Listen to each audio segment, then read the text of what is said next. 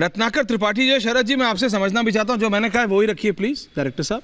Shahzad versus two, Rizvi साहब मैं आ रहा हूं आपके पास भी, लेकिन पहले मैं जरा रत्नाकर जी समझ, रत्नाकर जी इन प्रिंसिपल कुछ दिक्कत नहीं लगने लगी है आपको? अब शहजाद से पर्सनल मत हुइएगा, है ना, क्योंकि आपके साथ इशू ये है रत्नाकर जी कि इशू से निकल के आपको शहजाद पे डिबेट करने पे लगता है कि आप ज्यादा पॉपुलर हो जाएंगे, तो शहजाद से डिबेट कर लो क्योंकि उसके मीम बन जाते हैं और हो भी जाते हैं। लेकिन मेरा इशू ये, कांग्रेस के साथ इन प्रिंसिपल प्रॉब्लम क्या है? गोवा के आपके नेता कहते हैं कि संविधान गोवा के लोगों के ऊपर मतलब धकेला गया है या उन पर दबाव बनाया गया। ये क्या है? ये क्या है? कभी आप कहते हैं कि धर्म के आधार पे आप रीडिस्ट्रीब्यूशन ऑफ वेल्थ करेंगे, किसी का पैसा लेके आप किसी और को देंगे, उसके बाद आप कहते हैं किसी और का रिजर्वेशन लेके आप किसी और को देंगे।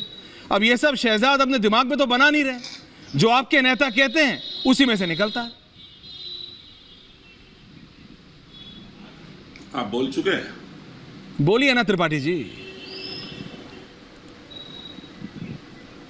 हाँ, तो पहली बात तो मैं बहुत सोशल मीडिया सेवी नहीं हूँ, तो मुझे नहीं पता कि शहजाद के साथ क्या मीम। नहीं, आपको मजा आता है, अभी ज्यादा वो नहीं। शहजाद त्रिपाठी वाला तो स्वयं में एक मीम है। ये देखिए, यही आपके साथ प्रॉब्लम। आप टॉपिक पे नहीं बोलेंगे, डिबेट होना चाहते हैं, टॉपिक पे डिबेट कीजिए। अब आप उनको जवाब नहीं दे पा रहे हैं तो वो मीम है, ये मीम है, वो सबसे नहीं होता। आपने टॉपिक रेस किया ना सर, आपने रेस किया ना, बोलिए। तो सुनने की भी कुवत रखी है ना सर, कि मैंने कहा उस बात को कि मैं पॉपुलर होना चाहता हूं।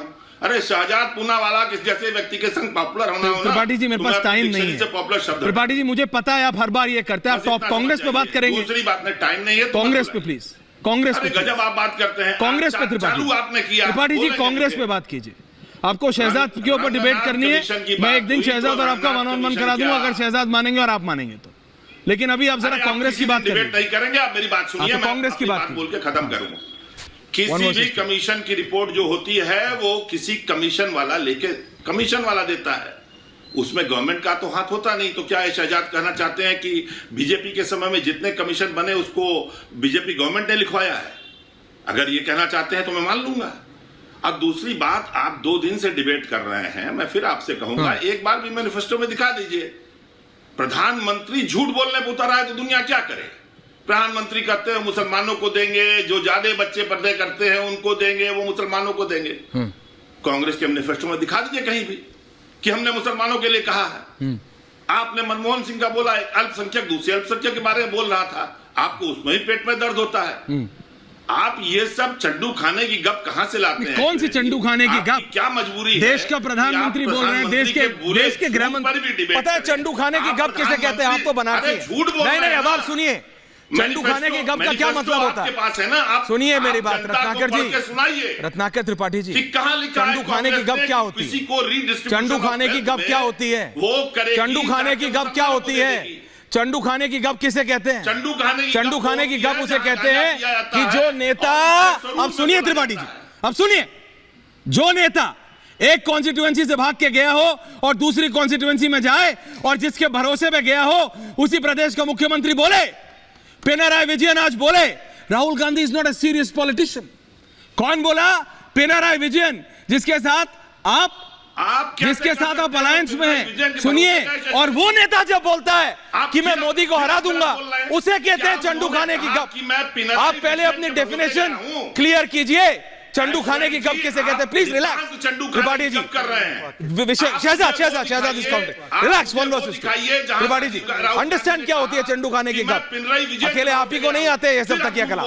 रिलैक्स कीजिए, केवल एक हाँ, क्या नहीं, रिलैक्स कीजिए कि कब उन्होंने relax. Shahzad is counting 1 versus 2। Thank you very much. इन्होंने कहा कि कोई कमीशन रिपोर्ट बनाती है, इससे सरकार का क्या मतलब? 1 वर्सेस 2, ये 1 वर्सेस 2 है। आप बोलिए प्लीज। हाँ जी। कांग्रेस के मुख्यमंत्री उस समय पर सिद्धरामैया जी ने यह कहा, कर्नाटका की सरकार रंगनाथ मिश्रा कमीशन को रिपोर्ट को इंप्लीमेंट करेगी। शहजाद का कैमरा जूम कीजिए। अब ये सिद्धरामैया का, और कांग्रेस ने अपने मैनिफेस्टो में भी उस समय पर 2014 में लिखा था अपनी उपलब्धि में कि हमने रंगनाथ मिश्रा कमीशन रिपोर्ट लागू की है। और आज मैं आपके सामने, इन्होंने मुझे बहुत गालियां दी, ये रंगनाथ मिश्रा कमीशन का इनको मजा आता है, ये मानेंगे नहीं। एक सेकंड, ये बहुत महत्वपूर्ण है। 16 कि ओबीसी कोटे में से मुस्लिम को कोटा दिया जाए।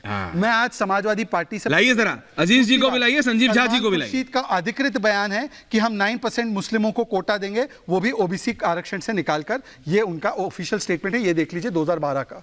शरद प्रधान जी उस समय समझ पे रहा हूं। जानते भी होंगे, ये वादा किया था। शरद प्रधान जी सब अब जानते मैं हैं। समाजवादी मानेंगे पार्टी कि की नहीं, ये ऑफिशियल नहीं स्टैंड जानना चाहता हूं, क्या वो धार्मिक हाँ साहब, आधार जरा पर बताएंगे। के साथ है और ओबीसी कोटे से निकालने के साथ में? क्योंकि शहजाद वर्सेस ऑल है तो बराबर का टाइम में मिलेगा। हाँ खान साहब। ऐश्वर्या जी दादा। देखिए, जब कोई भी इंसान झूठ बोलने पे आमादा हो जाए अच्छा। और सिर्फ झूठ ही बोलना चाहे तो उसका कोई हल नहीं है, कोई हल नहीं है, कुछ नहीं है।